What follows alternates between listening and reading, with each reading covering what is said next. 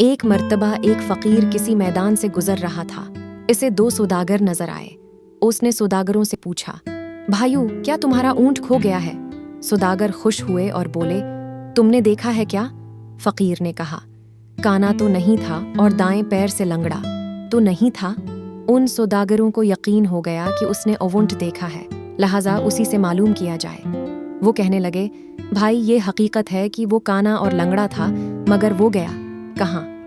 فقیر نے اسی لہجے میں کہا، آگے والا دانت ٹوٹا ہوا تو نہیں تھا۔ سوداگر جلدی سے بولے، یہی جناب، یہی، اللہ کے واسطے پتہ بتا دو، کہاں دیکھا تھا؟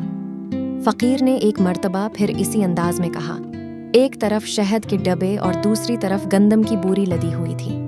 اب دونوں کو پکا یقین ہو گیا۔ کہنے لگے، فقیر بابا، اب جلدی سے ہمیں چل کر بتائیے کہ اونٹ کہاں ہے۔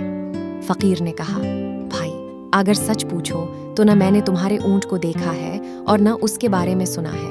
میں ابھی تم دونوں سے سن رہا ہوں کہ تمہارا اونٹ کھو گیا ہے۔ سوداگر حیران ہو گئے اور سمجھے کہ وہ ہم کو دھوکہ دے رہا ہے۔ دھمکی دے کر کہنے لگے، اسی اونٹ پر دوسرے سامان کے ساتھ ہمارے جواہرات بھی رکھے ہوئے ہیں، اگر نہیں بتاؤ گے تو تمہیں قید کرا دیں گے۔ فقیر نے جواب دیا، بھائی، مجھے دھمکی نہ دو، میں نے تمہارا اونٹ نہیں دیکھا۔ اس پر سوداگر فقیر کو پکڑ کر قاضی کے پاس لے گئے۔ قاضی کو بھی فقیر نے وہی بات بتائی۔ جب تم نے اونٹ دیکھا ہی نہیں تو اس کے بارے میں اتنی صحیح باتیں کیوں کر بتا رہے ہو؟ قاضی نے تعجب سے پوچھا۔ فقیر نے مسکرا کر کہا، قاضی صاحب، میری بات سن کر آپ ضرور شک میں مبتلا ہوں گے، لیکن میں اب آپ کو حقیقت بتاتا ہوں۔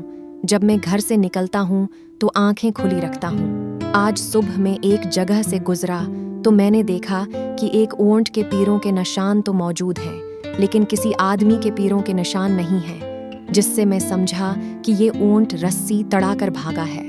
پھر دیکھا تو ایک پاؤں کے نشان تھے ہی نہیں۔ اس سے معلوم ہوا کہ وہ لنگڑا ہے۔